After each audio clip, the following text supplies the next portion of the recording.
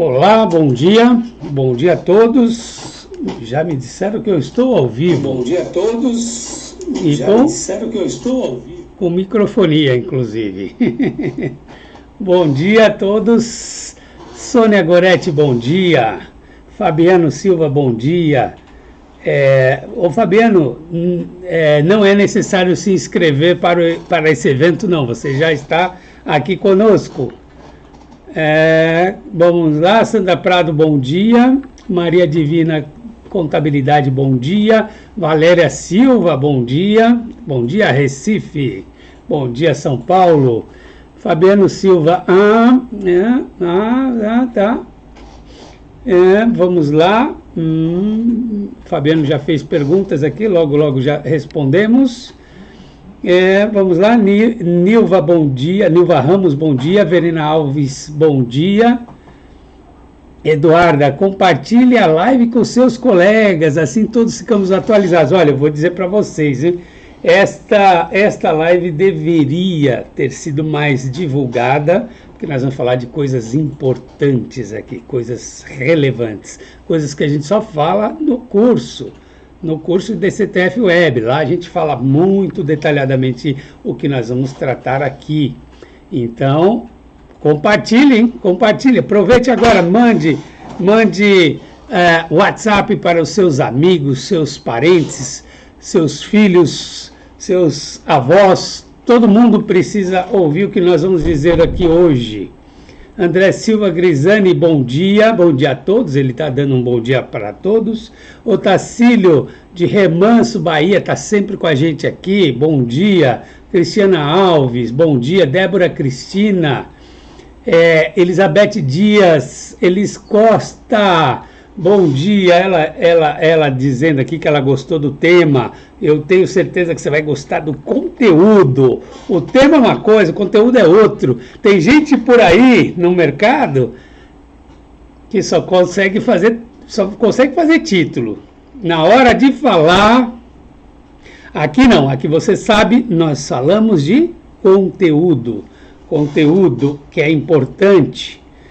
Então é por isso que você está aqui, porque cada vez que você vem aqui, você aprende mais. Por quê? Porque a gente quer que você fique sabido. Thelma Aires, bom dia. Gláucia Carolina dos Santos, bom dia. Gláucia Carolina dos Santos é de Jundiaí, bom dia. José Almir Pasquini, bom dia. Késia Ribeiro, bom dia. Lúcia Helena, bom dia. Mara Ramos, Global Contabilidade, bom dia. Salves da Global Contabilidade, vamos fazer o jabá aqui. Se você quer uma boa contabilidade, vá para a Global, tá bom? Tá bom assim? Ficou bom? Me contrate para fazer propaganda para você. Departamento Pessoal, bom dia. Anderson Barros, Flávio Diniz, bom dia. Thelma Aires, Campina Grande, Paraíba, PB Paraíba, não é isso? Campina Grande, terra boa de São João, infelizmente esse ano não foi bom, né? Juliana Arildo, bom dia. Chileia Souza, bom dia. Vamos lá, Dúbico Contabilidade, mais uma contabilidade. Se você não gostou da Global, venha para Dúbico Contabilidade. Júlia Maziviero, bom dia. William, de Forquilinha. É isso? Falei certo? Santa Catarina, terra excelente. Adoro Florianópolis, terra da NIT Treinamentos. Olha só, nós estamos aqui na NIT Treinamentos. Eu sou professor da NIT Treinamentos, estou falando de São Paulo, é a minha sede aqui, o meu escritório fica em São Paulo, mas a nossa NIT é de Santa Catarina, é de Florianópolis. Zenaide Carvalho, um abraço. Luciano Pimentel, um abraço. Vamos lá. Naratati, bom dia. Falo de Santarém, do Pará. Naratati, bom dia. O que é bom lá no Pará? Pimenta de cheiro. Vocês gostam de pimenta de cheiro? Tem um restaurante chamado Lá em Casa, em Belém do Pará, que é sensacional. Não sei se ainda tem, muitos anos que eu não vou lá. Renata Silva, Júnior Santos, bom dia. Kelly Pedro, bom dia. RH Albertoni, bom dia. De Porto Alegre, Poá, Rio Grande do Sul. Frederico Arquil, bom dia. Porto Alegre também, olha que bom. Fabiana Santos, Rubini, Lúcia Morita, Graziele Leal, Marci Matos, Joselita Palma, Cristiane Alves, Júnior Santos de Nossa Senhora do Socorro, Sergipe. Lívia, que assim vai, vamos lá, porque a gente tem muita coisa para falar. Bom dia a todos. Cascavel, Gilson de Souza, Daniel de Cascavel, Josué Isaac do Ceará, Terra do Sol. Bom dia, professor, seja abençoado, muito obrigado. Elisa dando aqui boas energias para nós. Então é isso, gente. Global Contabilidade está aqui de volta. Temos a Cachoeira de Itapemirim, Andressa Bazzoni, Júnior Bahia, Ana Carla Correia, enfim, tanta gente boa aqui. Olha, aqui André de Sorriso, Mato Grosso. É terra de quem? De quem? Buda Neto. Buda Neto, nosso amigo, que trata de SST. Ele é de Segurança, Saúde e Trabalho. Ele é fera, e ele é de Sorriso, né? Vamos lá, interior de São Paulo, Joselita Palma, Júlia Maziviero, bom dia, Roselândia Cardoso, Genielson, enfim, tanta gente aqui. Tem Yasmin Neves de Vila Velha, tem Bárbara aqui de Minas Gerais, Santa Bárbara, Terezinha, Santa Bárbara, Minas Gerais, e tanta gente mais. Eu não posso falar tanto, porque senão a gente não consegue dar sequência ao nosso assunto, ok? Qual que é a nossa ideia hoje? Redução da base de cálculo do INSS. O que é isso? Veja bem, a Receita Federal trouxe um conceito novo em relação ao ambiente social. Nós estávamos acostumados com a GFIP. Agora nós temos que nos acostumar com a nova realidade, que é o E-Social. O E-Social, ele é uma obrigação acessória muito mais detalhada, muito mais rigorosa que a GFIP. A GFIP, ela tinha lá informações gerais, você colocava lá a remuneração do trabalhador, você informava o CBO com 4 posições, já no E-Social com 6 posições, ou seja, você detalha mais, você diz qual é a espécie do cargo que o sujeito está exercendo, né? Então, você tem lá, por exemplo, um analista de suporte, ou analista de banco de dados, ou analista na área de TI, ele vai ter uma classificação de CBO com 4 posições, todas iguais. Você não consegue saber qual que é analista de desenvolvimento, qual que é analista de software, qual que é analista de suporte, qual que é analista de banco de dados. Todos têm o mesmo CBO de 4 posições, que é CBO de gênero. Já no E-Social, você detalha, se dá 6 posições, então você sabe exatamente quem é que está trabalhando ali naquela empresa, se é um analista de desenvolvimento ou se é um analista de suporte. Você vai dizer assim, e qual é a diferença? E o que eu tenho a ver com isso? A questão é que se você tem muitos analistas de desenvolvimento, o seu KNAI é de uma empresa de software que faz desenvolvimento de programas. E, portanto, o seu RAT é 1%. Se você presta suporte técnico, você tem analistas lá ligando, atendendo a ligação das empresas e tal, prestando suporte técnico, o teu RAT é 2%. Você recolhe mais INSS. Por quê? Porque é entendido que a atividade de suporte, ela traz mais riscos do que a atividade de desenvolvimento de programas de computadores. Então, o E-Social, ele vem para fechar algumas lacunas. Por exemplo, você na GFIP diz que o seu trabalhador ganhou uma remuneração de R$3.000. No E-Social, você vai dizer que é R$1.000 de salário, 500 de comissão, 500 de hora extra, mais não sei o que, para chegar nos 3.000. Ou seja, você detalha por rubrica, certo? Então, veja, quando você faz esse detalhamento, a fiscalização tem como controlar melhor aquela situação. tem como controlar a arrecadação. Na GFIP ela controlava mais ou menos. Ela tinha uns parâmetros gerais ali. Então, que ela poderia fazer? Por exemplo, se você pagasse PLR todo mês na GFIP, como é que a Receita ia saber? Se você paga a PLR todo mês no E-Social, a Receita sabe que você desvirtuou o programa do PLR, porque ele não pode ser pago todo mês. Então, quando você informa uma rubrica de PLR todos os meses para um mesmo trabalhador, você já está se autodenunciando que você não está cumprindo as regras do PLR. Ok? Então, há uma base de cálculo esperada, tanto na GFIP como no E-Social.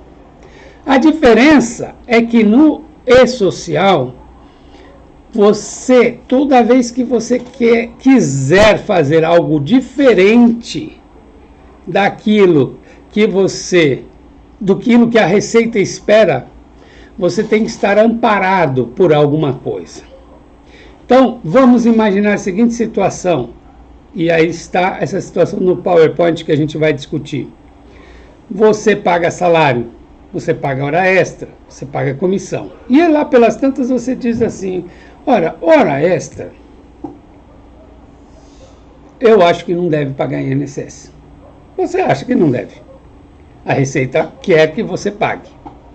Ela vai entender que é remuneração e que você tem que pagar INSS sobre a hora extra. Mas você acha que não.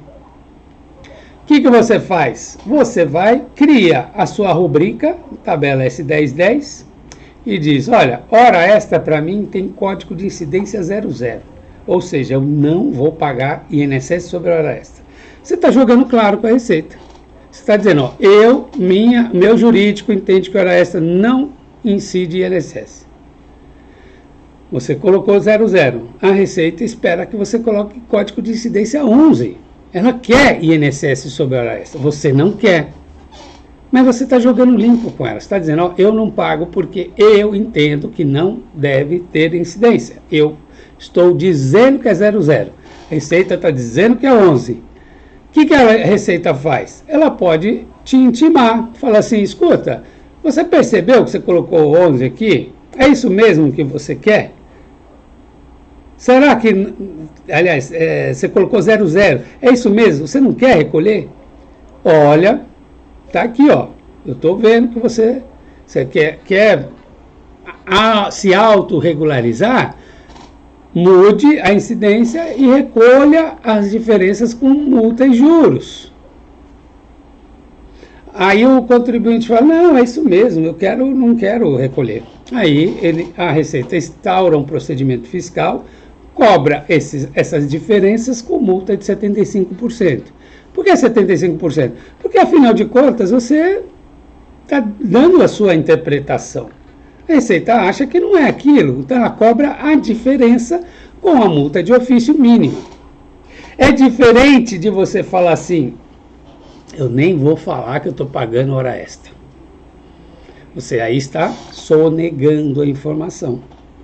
Você pode ser autuado com multa qualificada de 150%, por exemplo. Então são situações diferentes. Mas o que importa aqui para a nossa aula é o seguinte. Toda vez que você quer fazer algo diferente do que a Receita está esperando, você tem que ter um motivo. Então, se eu quero deixar de recolher hora extra, INSS sobre hora extra, eu devo ir para o judiciário e falar assim, ó, seu juiz, a Receita lá está me cobrando hora extra, e eu entendo que não, por conta disso, daquilo. Aí o juiz, ele pode simplesmente falar para você, olha, mas você está errado. Quem está certo é a Receita Federal, porque está na lei por causa disso, por causa daquilo. Ou ele pode dizer o contrário, olha, você tem razão, embora esteja na lei, não é justo por conta disso, o princípio daquilo, daquele outro, enfim, o juiz pode ser convencido por você. E ele pode te conceder uma liminar, para que você deixe de recolher aquele tributo. Como que isso se processa para você, que é empreendedor simples, que ainda não está entregando a DCTF Web? Você vai informar na GFIP todos os fatos geradores. É isso que diz o manual. Embora você tenha uma liminar para deixar de recolher alguma coisa. Você vai recolher do jeito que a sentença ou que a liminar te deu o direito de fazer. Então, digamos, você apurou que você deve recolher 10 mil reais. Conforme a tua liminar, você pode recolher 8. Você recolhe 8. A Receita vai te intimar. Ela vai apresentar uma intimação de pagamento, IP. E aí, o que você vai fazer? Nada. Você vai deixar rolar. Vai virar uma DCG, um documento confessado em GFIP. E quando isso estiver te importunando lá na hora da cobrança, a Receita está te cobrando, a CND não sai, você vai apresentar a liminar e dizer que, ó, estou amparado por decisão judicial, eu tenho uma medida judicial que me permite não recolher. Com isso, você suspende a cobrança desse tributo que já está confessado. Confessado por quê? Porque você informou na GFIP e não fez o recolhimento. É justo isso? Não é. Não é justo. Por quê? Porque você fica com a pendência.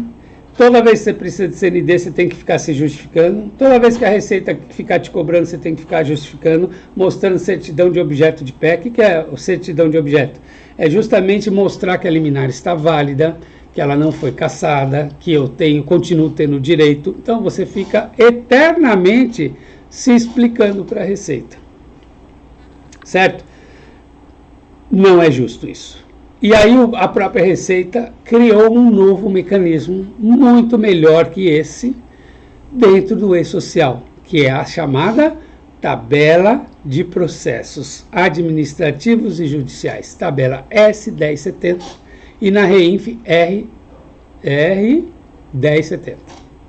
Tá? S1070 para o E-Social, R1070 para a FD REINF. Ok?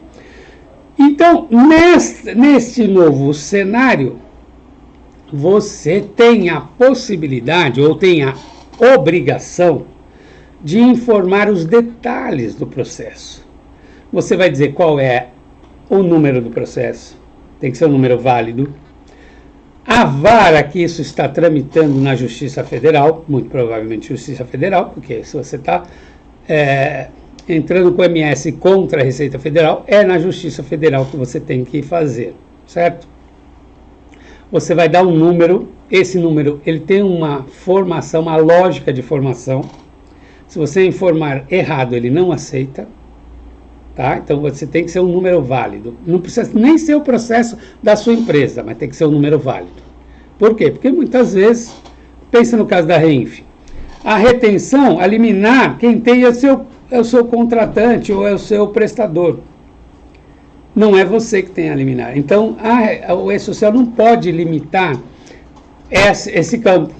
Ele tem que deixar você colocar um número de processo válido. Vara que tramita. Qual é a situação do processo? Eu tenho liminar? Desde quando? Eu tenho sentença? Desde quando? Eu tenho acórdão de tribunais superiores? Desde quando?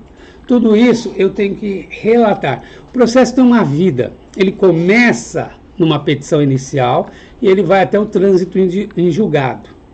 Então, você vai informando como se fosse uma novelinha. Novela totalmente demais.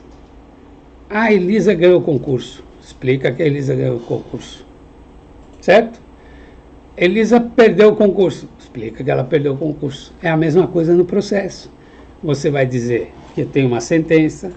Uma hora você perdeu a liminar, perdeu o processo, você vai dizer perdi o processo. Ou então ganhei definitivamente. Vai informar, ganhou definitivamente.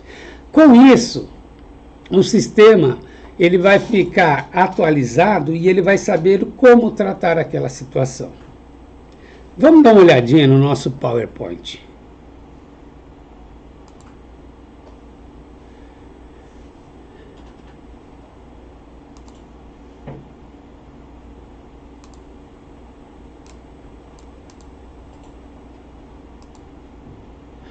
Então, nós estamos aqui tratando da redução da base de cálculo do INSS e nós temos, então, duas situações possíveis. Ou eu estou no ambiente GFIP ou eu estou no ambiente e-social, certo?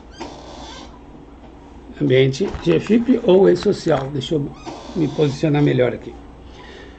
Na GFIP, você vai informar as remunerações do seu trabalhador.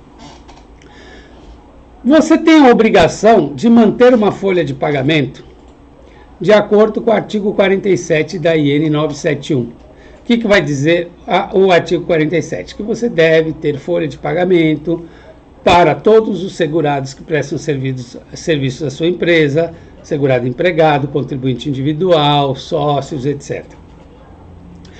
E você tem que informar todas as parcelas integrantes e as não integrantes da base de cálculo do INSS. Isso é o que você tem que ter no ambiente GFIP. Já no ambiente social, você não precisa da folha de pagamento. Quer dizer, você precisa da folha de pagamento, mas o e-social por si só, ele vai suprir as necessidades do auditor fiscal. Certo? Por quê? Porque no e-social você tem o teu cadastro, S2200, você tem as remunerações S1200, os pagamentos S1210, nessas remunerações você tem ali detalhamento daquilo que está sendo pago, cada uma das rubricas estão lá no seu S1200. Com isso a gente tem o fato gerador ali muito detalhado. Então, para o auditor fiscal, basta o e-social. No caso da empresa já estar entregando todos os dados do e-social. Quando ela ainda está na GFIP, o que o auditor fiscal vai precisar? Vai precisar do arquivo MANAD. Certo? Por quê? Porque ele não vai ter o detalhamento suficiente para ele fazer uma fiscalização. Então, ele vai te intimar para que você entregue o arquivo MANAD para ele. O que é o arquivo MANAD? É um arquivo TXT com várias informações lá que traz aquilo que o auditor fiscal precisa. O registro de mestre e itens. O que é isso? É a informação do detalhamento da folha de pagamento que não aparece na GFIP. Então, se você está no ambiente GFIP, você tem que complementar essa informação. Se você está no ambiente social, não é necessário. Por quê? Porque o social prevê que você informe os proventos, os descontos e as rubricas informativas. Informativa e informativa redutora. Então, com isso, eu tenho as parcelas integrantes e as não integrantes, todas ali à minha disposição. Então, veja, na GFIP, você traz uma informação sumarizada. E com isso, o que nós podemos dizer? Que quando você deixa de informar alguma coisa na GFIP, você está sonegando a informação. Então, você tem a obrigação de colocar todas as remunerações na GFIP. Certo? Agora, no e-social, você naturalmente já está detalhando essa informação. E você vai fazer a confissão da dívida somente na DCTF Web. A GFIP ela é um misto de declaração e confissão de dívida. Então, quando você põe informação na GFIP, você já está confessando aquele débito. Você está informando e confessando. No e-social, não. A informação ela vai nos eventos do e-social. E a confissão da dívida vai na hora da transmissão da DCTF Web. Isso é muito importante, você vai ver por quê nas próximas páginas aqui. Tá? E como eu falei, no e-social, você não tem margem para fazer algo que a Receita não queira.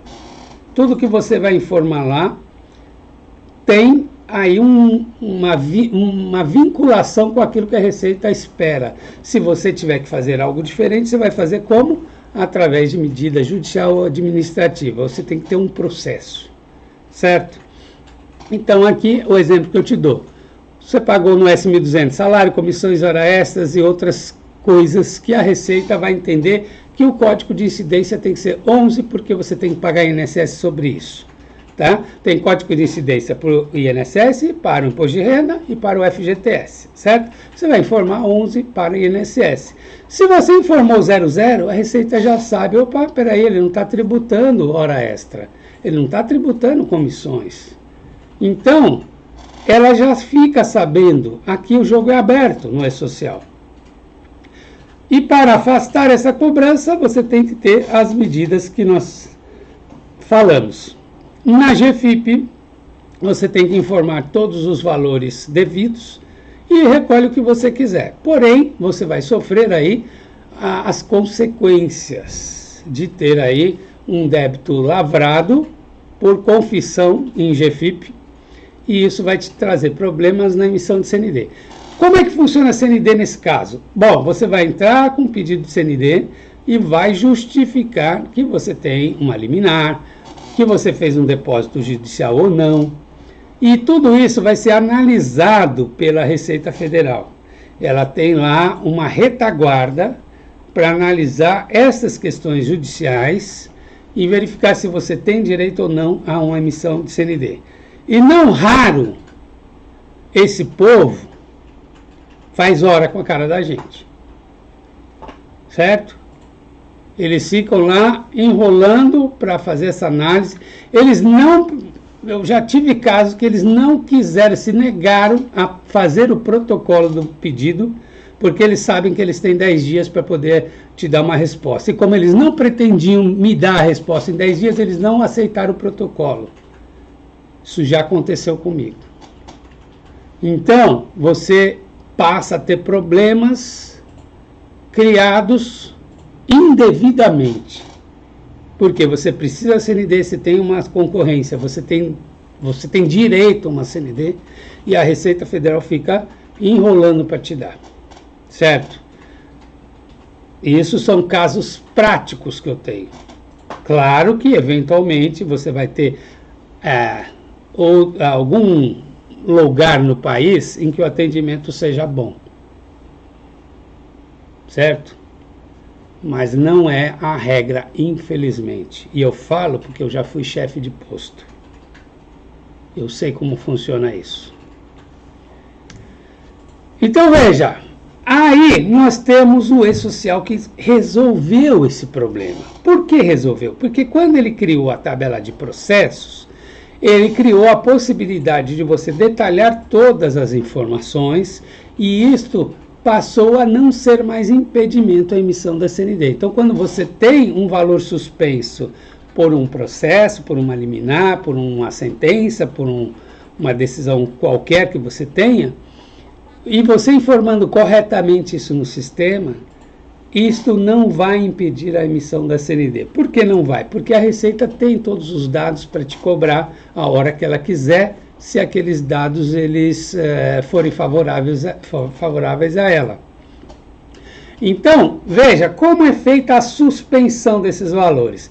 Ela é feita assim: você criou a tabela de processo, você colocou lá no S1070 uma informação de um processo que você tem, que conseguiu uma sentença favorável, você colocou todos os dados e você fez a suspensão no fato gerador. Então, na hora de fazer vou imaginar, você tem uma liminar para não recolher INSS sobre 1/3 de férias. Na hora que o seu trabalhador está tirando férias, que você vai pagar aquele 1/3, você vai usar aquela rubrica que está suspensa, que aquele cálculo do INSS está suspenso. Então, você suspende no fato gerador. Em alguns casos, a situação não é tão simples assim, né? Como eu estou falando. Por exemplo, quando você tem liminar para não recolher terceiros. Ele não sabe que terceiros é esse, se é INCRA, se é SEBRAE, se é SENAC, se é salário de educação. Então, o que ele faz? Ele deixa a seu critério. Você que vai dizer qual é o valor a ser suspenso. Então, veja, você faz a suspensão no fato gerador, lá no E-Social, lá na REINF. Quando chega a informação na DCTF Web, você vai ter que confirmar que você quer optar por aquela suspensão. Então, você tinha que recolher R$10.000, você tem direito a recolher 8 por força de uma liminar. Esses 2 que você deixou de recolher, você vai optar por não recolher no momento da transmissão da DSTF Web.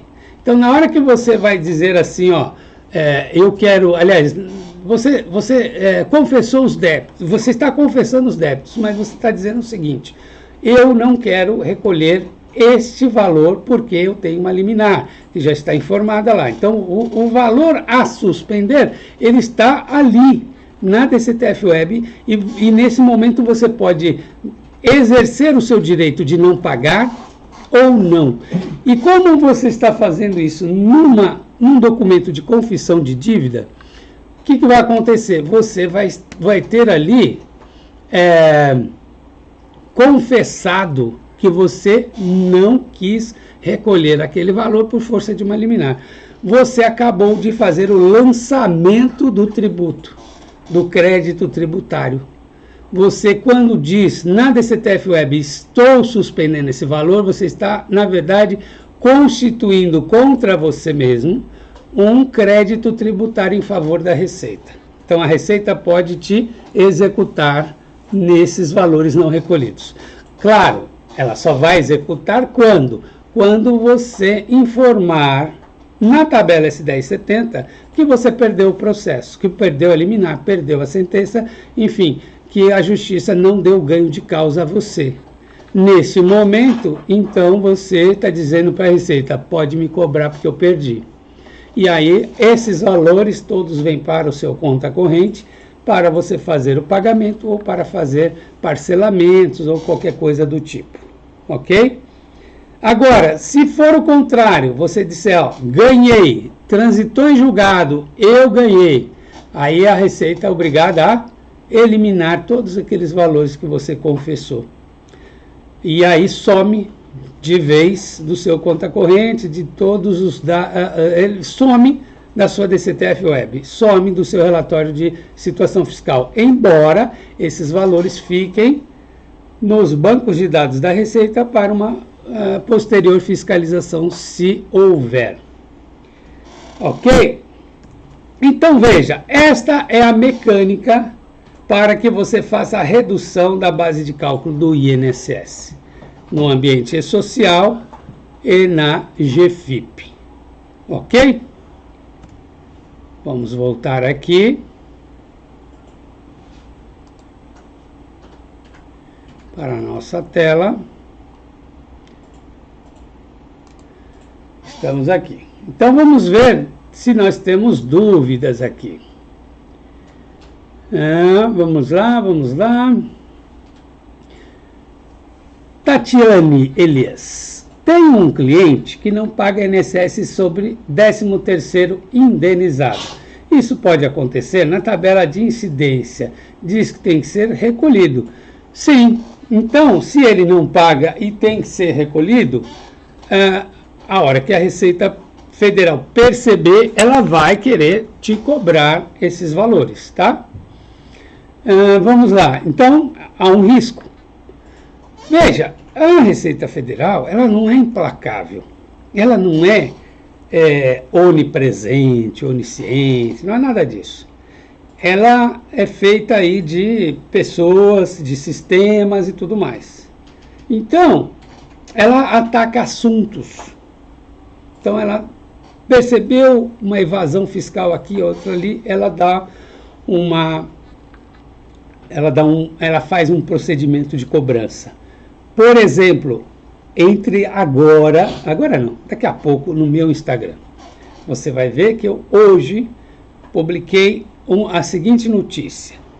A Receita Federal anunciou ontem, dia 10 de setembro, que vai fazer uma malha fina, um pente fino no SPED ECF de 2018, que foi entregue em 2019.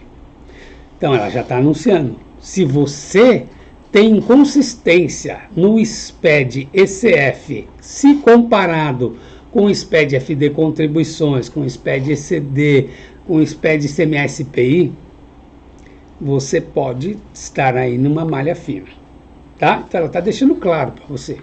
Eu vou atacar a ECF de 2018, ela está jogando limpo com você. Ela vai te mandar cartinha se você tiver problemas. Certo? Então, é assim que a Receita funciona. Por que ela escolheu esse F de 2018, não foi de 2017, não foi outro assunto? Por quê? Porque ela percebeu que naquela obrigação acessória nós temos muitos problemas. No passado, ela já não te mandou cartinha por conta de RAT incorreto, FAP incorreto? Então agora ela escolheu o SPED ECF para analisar, certo? Então, nem sempre você faz as coisas erradas e a Receita vai ver. Você pode, eventualmente, cometer um deslize ou fazer uma sonegação deliberada e a Receita não perceber. Pode acontecer. E é por isso que tem multa de ofício, porque ela sabe que ela não vai resolver todos os problemas de todas as empresas. Então, ela faz o seguinte: quem eu pegar, paga pelos outros. Tá? Se ela fosse 100% redonda, ela conseguisse enxergar todas as sonegações, todas as evasões, a multa de ofício talvez fosse menor. Por quê? Porque era uma situação que errou, pagou, ponto. Como não é assim, a Receita é obrigada, ou a legislação faz com que quem caiu na irregularidade, quem foi pego fazendo algo incorretamente, vai ter multa de ofício, multa isolada, vai ter sanções. A vida é assim. Para você coibir um determinado comportamento, você tem que ter sanção. É assim no direito penal. Por que ninguém sai roubando todo mundo o tempo todo? Porque a pessoa tem medo de ser presa. Ela tem medo ou não só o medo, claro, todas as pessoas, a grande maioria das pessoas tem ética, tem moral, tem boa índole. Uma grande maioria das pessoas. Nós temos uma parcela pequena da população que tem desvio de comportamento. A maioria não, a maioria está lá trabalhando honestamente, fazendo tudo que tem que ser feito. Veja nessa época de pandemia como a coisa funcionou, tanta gente aí com problemas, e no entanto a sociedade está passando por esse mau momento. Então a Receita Federal é assim, ela não é implacável, mas quando ela pega, ela te aplica multa de até 225%. Vamos lá, o que mais que nós temos aqui? Cláudio Santos, professor, não é melhor recolher o INSS sobre a hora extra do que passar todo esse transtorno? Sem dúvida, sem dúvida. A ideia é essa. A Receita Federal, ela cria instrumentos de cobrança para que seja penoso deixar de pagar, certo? Olha, eu já trabalhei fiscalizando empresa, pessoas físicas e, bom, basicamente, pessoa jurídica e pessoa física. A pessoa jurídica, muitas vezes, ela tem lá os seus controles, ela tenta fazer as coisas corretamente. Pessoa física, eu vou te falar, viu? O que tem, não tem quem goste de pagar tributo na pessoa física. Pessoa jurídica, o cara entende que faz parte do custo dele e tal.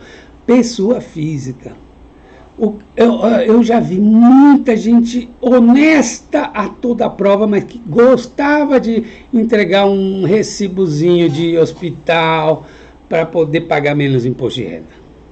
E aí vem aquelas desculpas, porque a carga tributária é alta, porque não acho justo, porque tem roubalheira no governo, etc. Tem mil justificativas, mas o fato é, pessoa física não gosta de pagar tributo. Faça um auto de infração de 10 milhões para uma pessoa jurídica, mas não faça de 100 mil na pessoa física. Eles ficam nervosos. E o pior, não tem muita explicação. Quando você vai fiscalizar uma pessoa física, é difícil que aquela situação não se converta em auto de infração. Por quê? Porque se você vai é porque tem realmente um problema ali. Na pessoa jurídica, você pode se enganar. Você pode falar, eu fui ver tal tributo, mas na verdade ele tinha uma compensação, tinha isso, tinha aquilo, apurou errado, mas o valor recolhido está correto. Pode acontecer. Na pessoa física é difícil. Então é isso, Cláudio. É melhor sim recolher, tá? Embora muitas empresas deixem de recolher por necessidade. Por quê? Porque o banco te cobra, não sei qual é a tua realidade, mas na minha, sim, eu recebo carta de cobrança de boleto que não venceu. Tem empresa que manda aqui, manda no WhatsApp. Ó, não se esqueça que dia 10 vai vencer tal boleto.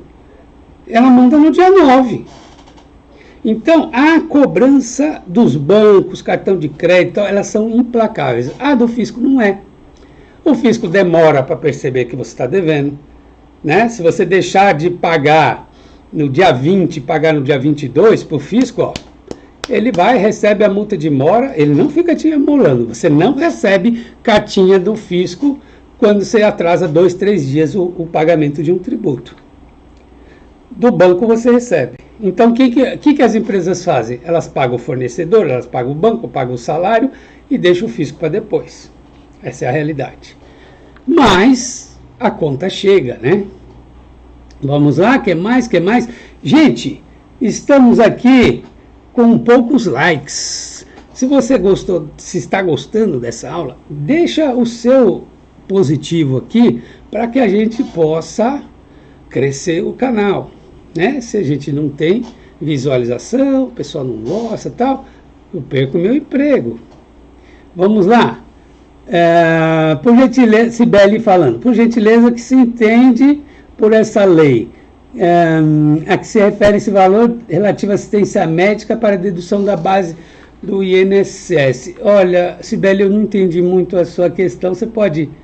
tem mais que ela fala, não integra salário de contribuição para os fins dessa lei, o valor relativo à assistência prestada por serviço médico odontológico próprio da empresa, por ela conveniado, tal, inclusive despesas com medicamentos, óculos, etc.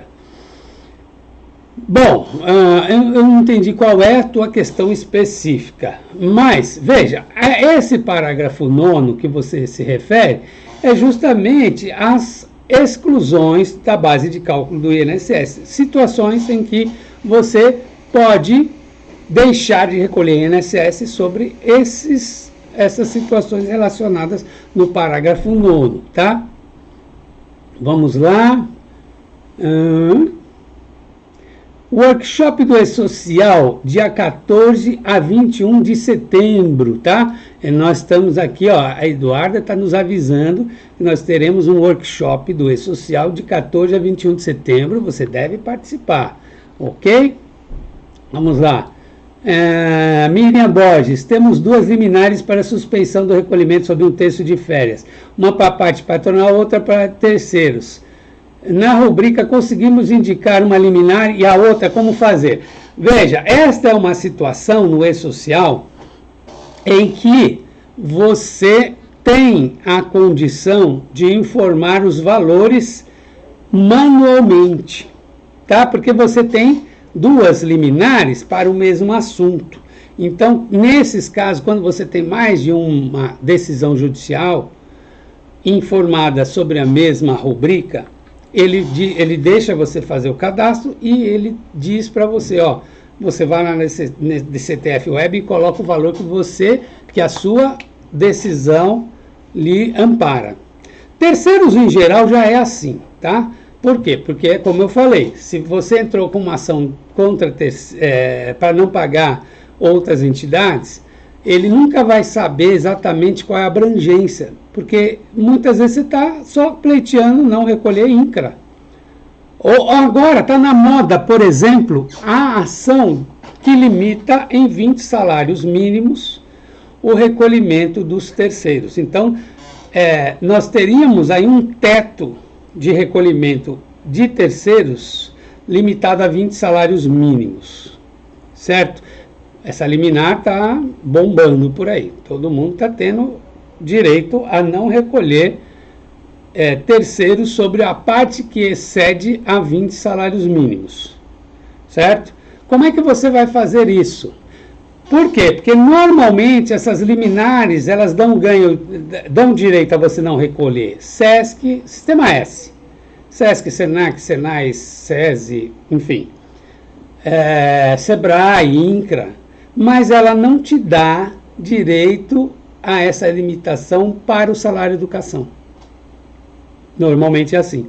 Por quê? Porque o salário de educação, assim como o INSS, teve a alteração da lei tirando essa limitação. Então não vale para salário, para INSS e para salário de educação.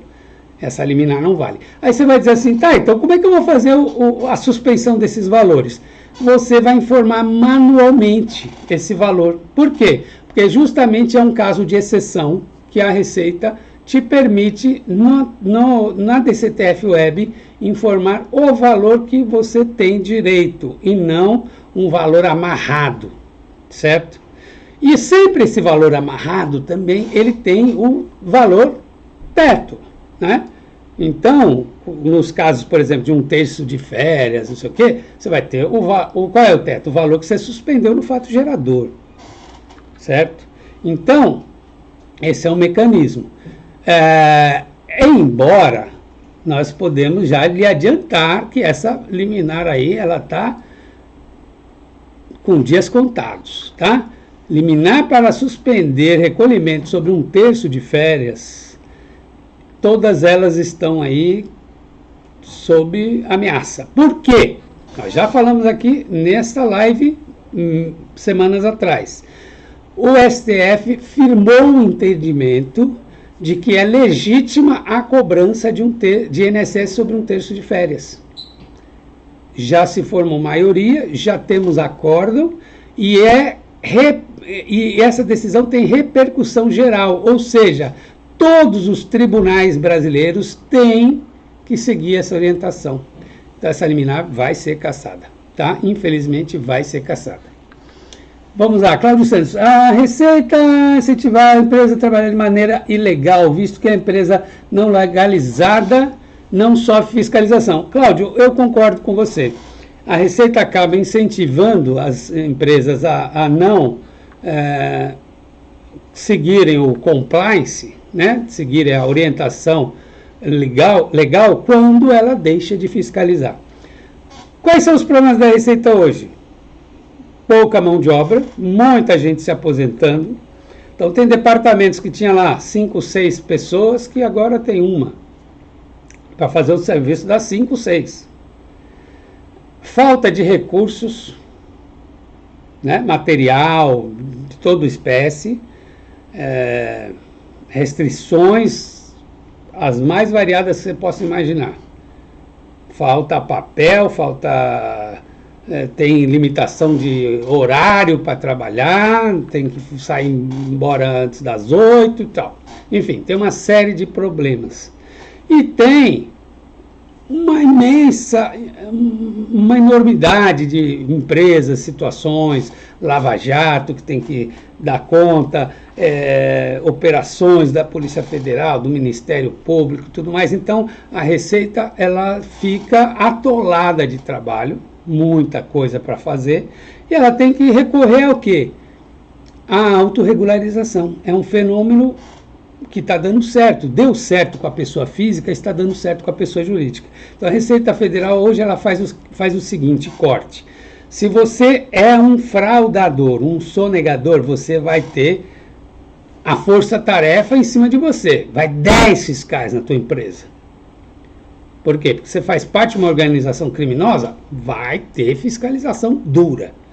Agora, se você é uma pessoa que botou um código incorreto, preencheu um SPED lá, falou uma receita de faturamento aqui, outra ali, ela vai te mandar cartinha e fala para você, ó, você tem 90 dias para se autorregularizar.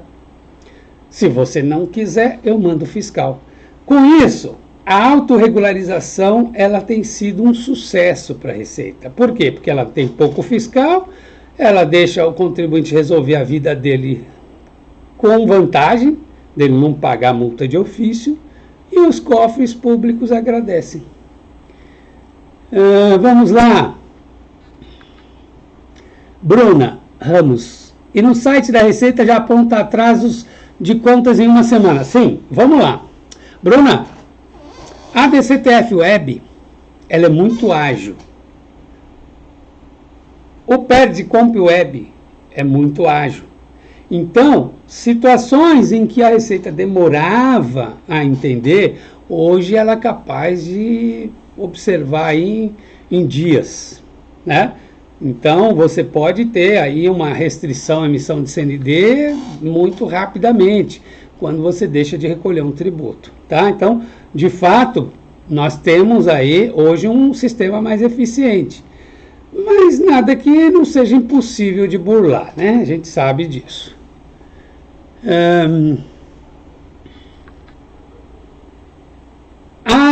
Cibele, entendi. Valor que é descontado mensalmente do funcionário referente ao plano de saúde incide INSS para reduzir a base de cálculo. Olha só, Cibele, isso é muito importante que você tenha mencionado isso, porque as consultorias estão batendo na porta das empresas dizendo que o salário do trabalhador não é o da carteira assinada, é o salário líquido que ele recebe. Então, se ele tem que pagar um desconto para ter um plano de saúde, para ter o benefício do Vale Transporte, esse valor descontado do trabalhador não faria parte da remuneração dele. E está pedindo que você recalcule os salários, as remunerações, e pegue de volta aquilo que você recolheu indevidamente. Não caia nessa. Ou caia nessa, se você quiser cair, se você está ciente do que você está fazendo. Já temos solução de consulta COSIT válida para toda a fiscalização, não aceitando isso. Ok? Quer fazer? Faça, mas esteja ciente que você vai ser autuado se for pego. Ah, mas não é justo, não é justo. Ah, tá bom. Vá para a justiça. Reclame com o seu juiz.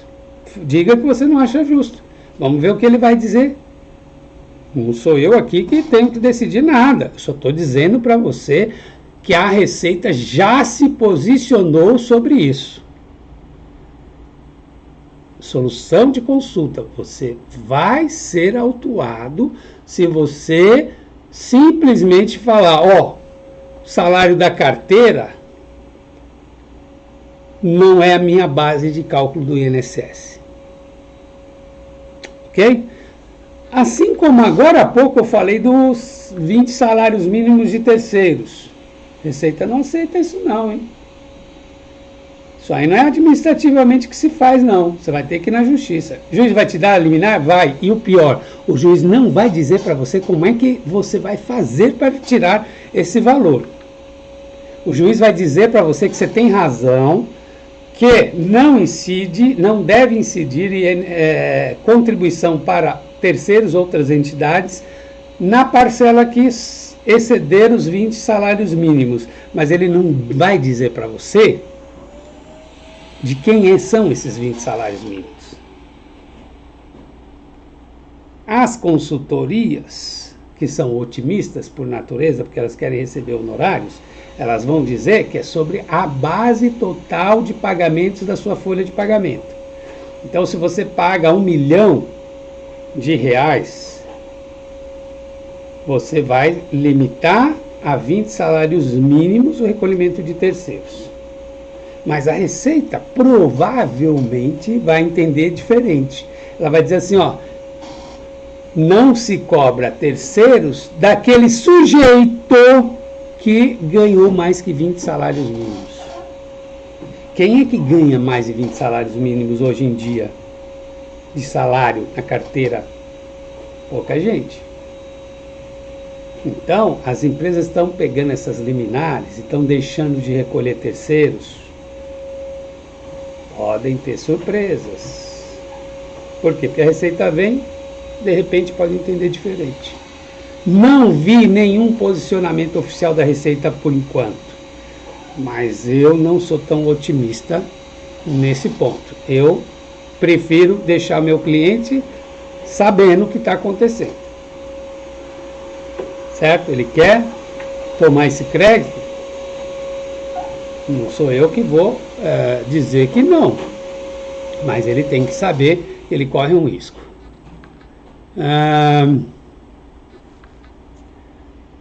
Patrícia Silvério, para limitar o valor relacionado no sistema S, então tem que enviar evento de processo ao social, mas não parametrizar a base de eventos na folha, faz o controle manual. Olha, Patrícia, na prática, como isso vai ser feito?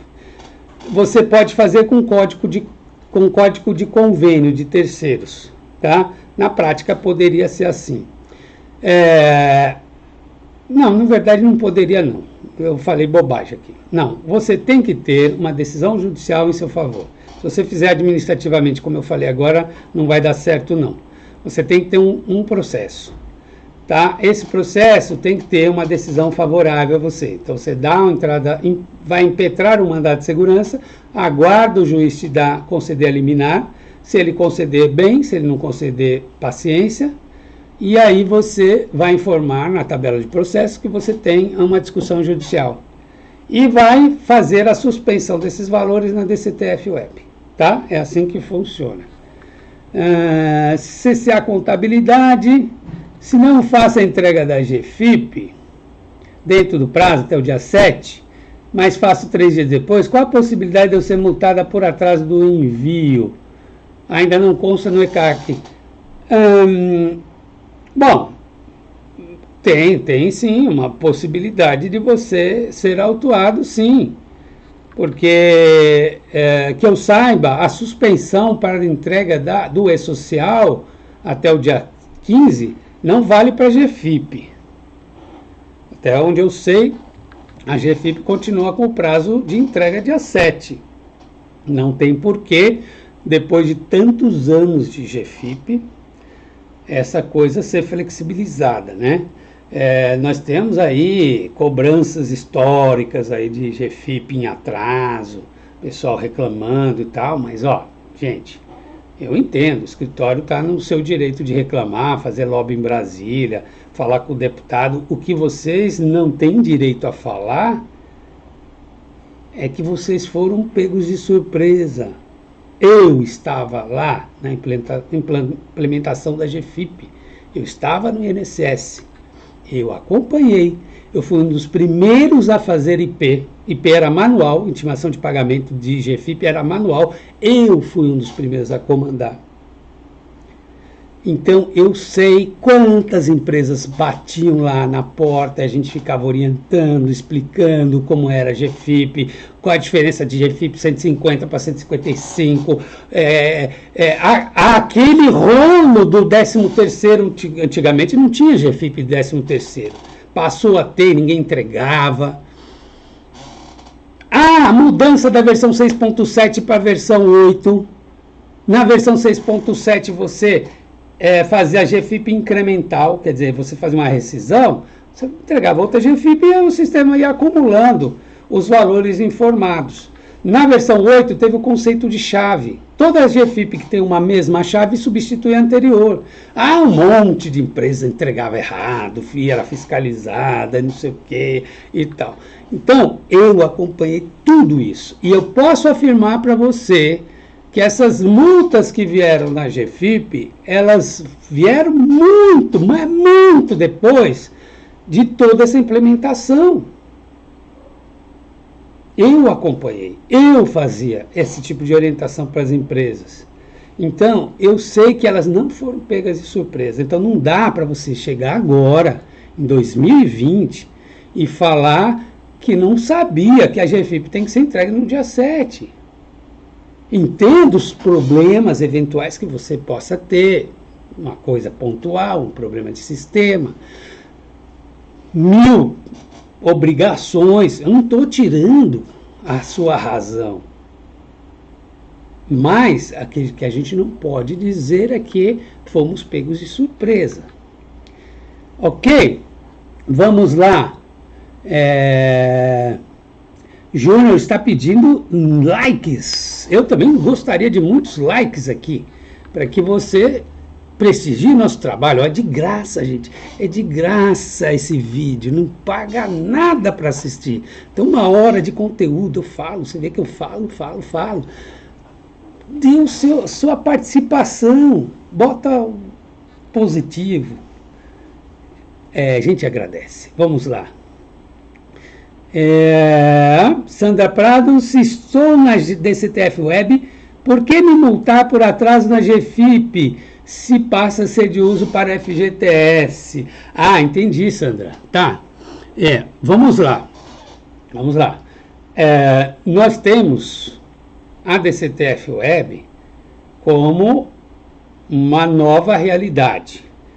Então, para fins previdenciários, não interessa mais a GFIP para quem entrega a DCTF Web. Ela não está nem sendo processada. Se informar lá um valor diferente uma para outra, não dá conflito. Por quê? Porque se você está obrigado a entregar a DCTF Web, esse é o documento de arrecadação, é o documento obrigatório para fins previdenciários. Mas a gente tem a obrigação do FGTS. Né? Você tem que recolher o FGTS, então a gente continua tendo, infelizmente, as duas obrigações. Vamos lá, Zil Lima, falar em GFIP já poderia ter uma ferramenta de recálculo FGTS sem enviar arquivos. Verdade, tá certo. Tá errado ficar GFIP mais DCTF Web, tá errado DIRF, né? DIRF já poderia estar substituída pela REINF, pelo E-Social, né?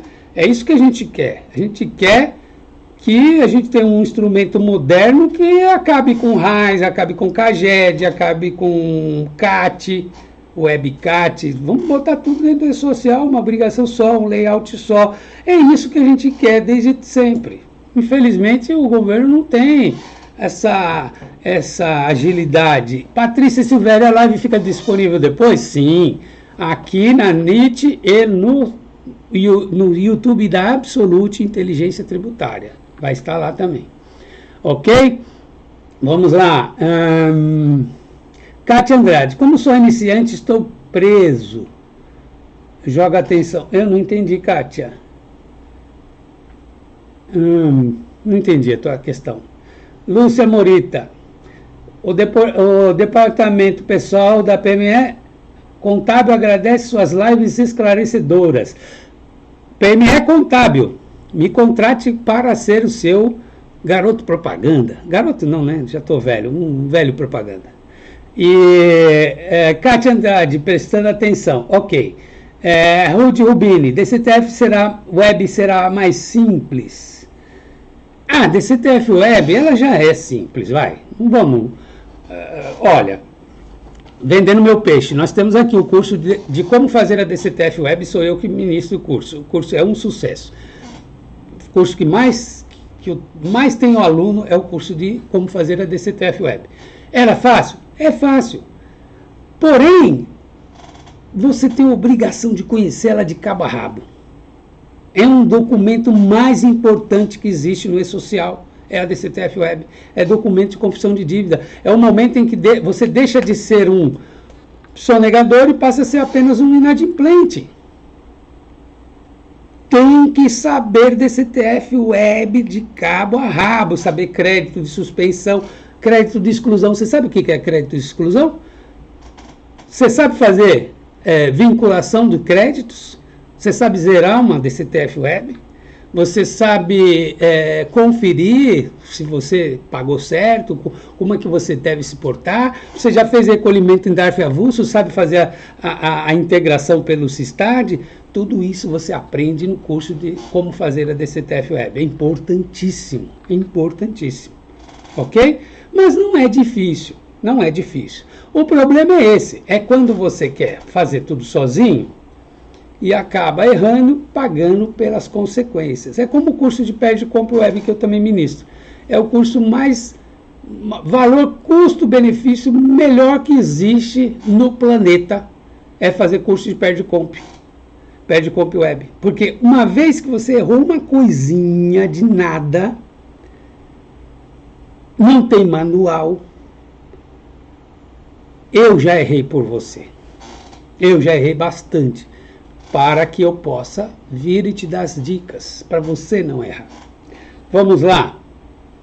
Helenice Pereira. Professor, qual a ordem de compensação de salário, maternidade e retenção, nota fiscal na GFIP? Existe na legislação algum critério a respeito? Helenice, boa pergunta essa. Existe no própria DCTF-Web uma regra de preferências dos créditos e dos débitos. Então, o que vai acontecer? Você vai olhar lá, você vai ver que salário maternidade, pelo padrão da DCTF-Web, ele vai matar primeiro segurados. Descontos segurados, código 1082. Depois 1099. E assim por diante. Então, existe um padrão, uma tabela dentro da DCTF-Web que ela vai dizer para você que primeiro ela vai aproveitar salário maternidade e depois ela vai aproveitar retenções. Por que ela faz isso? Porque ela sabe que se você não aproveitar o salário maternidade no mês, você só vai ter direito a reembolso. Se você não aproveitar a retenção no mês, você tem como fazer compensação, até compensação cruzada. Então, ela vai dizer assim, não vamos penalizar o contribuinte, vamos primeiro matar salário maternidade e salário família, e depois nós vamos aproveitar os outros créditos. Você pode alterar essa regra de preferência? Pode, não deve, mas pode. Como? Entrando lá na tabela de vinculação da DCTF-Web. Você pode alterar. Aí você vai dizer, tem alguma coisa na legislação? Não, não tem. Não tem. O que acontece? A Receita, ela sempre prefere fazer o que é melhor para o contribuinte. Então, sempre foi assim. A GRPS, para quem é velho que nem eu, a GRPS, ela tinha o campo 8, que era o campo de segurados. A GPS não tem campo 8, tem campo 6 e campo 9. Ou você recolheu o INSS ou você recolheu terceiros.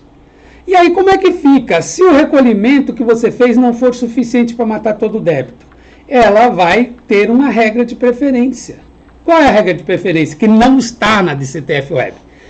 Primeiro segurado, depois INSS, depois RAT e tal. Tá certo? Então, existe uma regra de preferência que a Receita adota e a ideia dela é não prejudicar o contribuinte. Tem na lei? Não tem na lei. O que tem na lei? Tem na lei regras de apropriação de tributos em geral.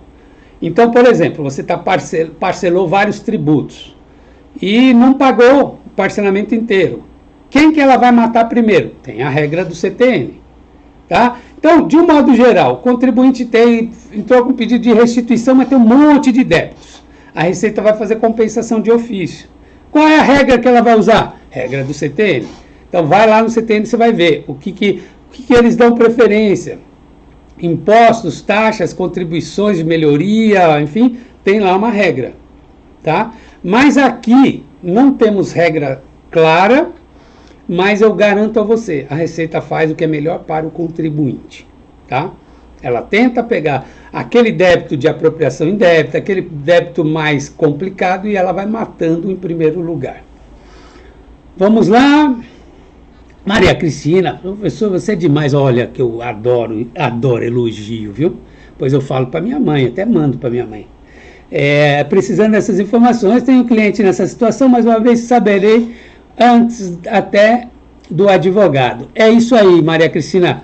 Eu sou consultor tributário, eu vou nas empresas, eu faço trabalho de recuperação de créditos, mas a gente tem que ter consciência, a gente tem que ter ética, a gente tem que ter lisura no procedimento. Não é o honorário que é a coisa mais importante do mundo. Você está ali prestando um serviço para a empresa, você tem... Não estou dizendo que eu só vou levar informações legais para a empresa. Não, a empresa pediu informação, eu dou. Meu papel é informar. Eu não tenho dinheiro, como é que eu faço? O que eu recolho primeiro? O que eu deixo de recolher? Eu falo. Você acha que eu não sei? Lógico que eu sei. E lógico que eu vou informar meu cliente. O cliente me paga para isso, para eu mostrar os riscos que ele corre, os problemas que ele tem e minimizar esses problemas todos. É para isso que eu sou pago.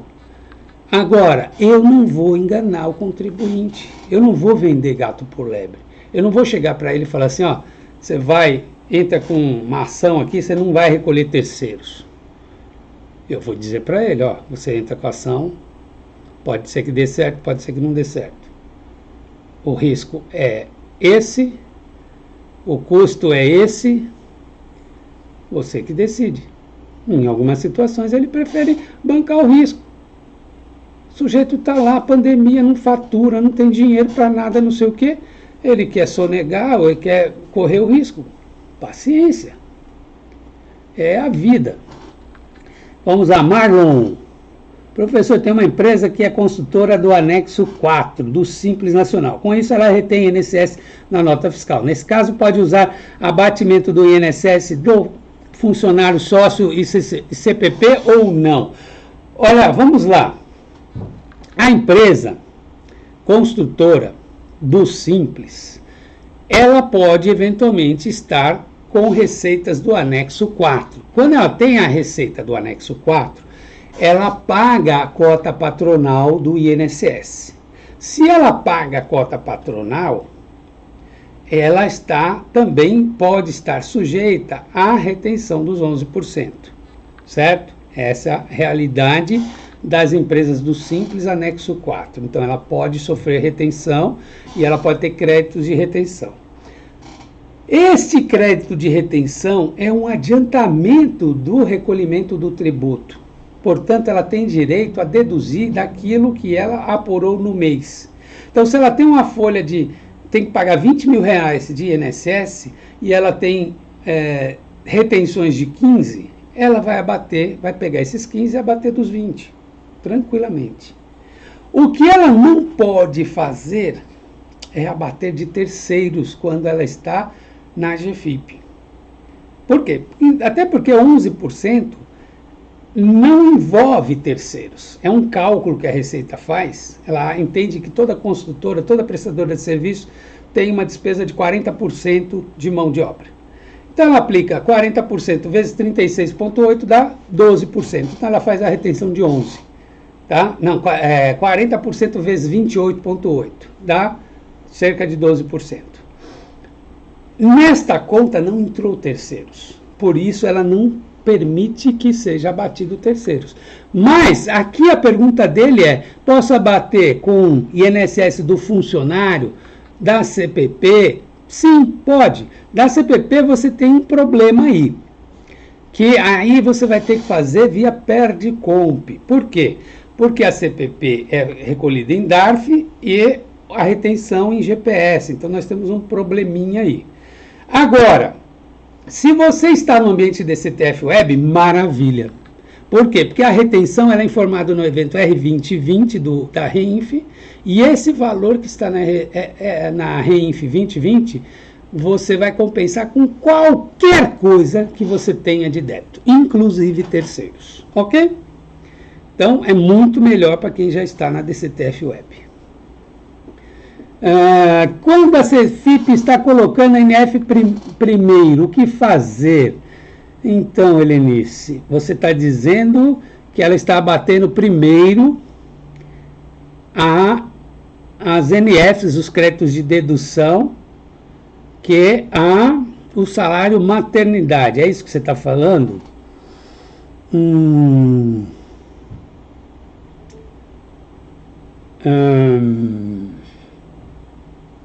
Como fica nesse caso? Você está dizendo que ele está primeiro pegando a retenção da nota fiscal, abatendo, e está sobrando o salário maternidade?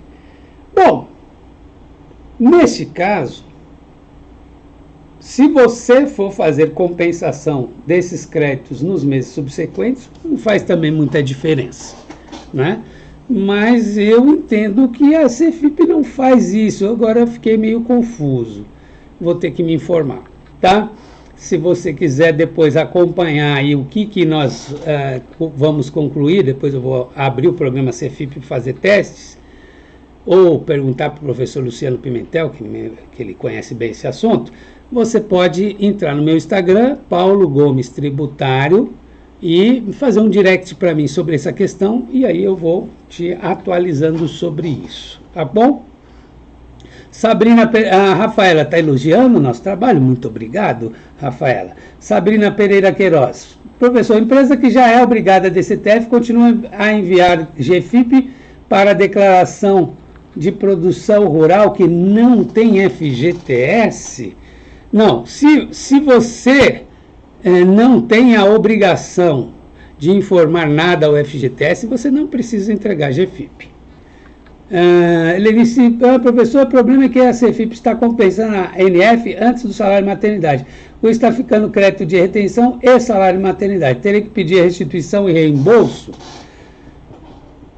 Bom, teoricamente sim. Teoricamente, veja, o que diz a IN 1717, artigo 62 e 62A.